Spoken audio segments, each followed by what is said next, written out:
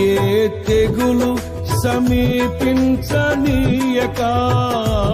ఏ కీడైన దరి చేరనీయక, ఆపదలన్నీ తొలగే వరకు, ఆత్మలో నెమ్మది కలిగే వరకు, నా భారము మోసి బాసటగా నిలిచి ఆదరించితివి. నీ స్తుతి మహిమలు నీకే చెల్లించెదను జీవితాంతము. ఘనమైనవి నీ కార్యములు నా ఎడలా, స్థిరమైనవి నీ ఆలోచనలు నా యేసయ్యా. కృపలను పొందుచు కృతజ్ఞత కలిగి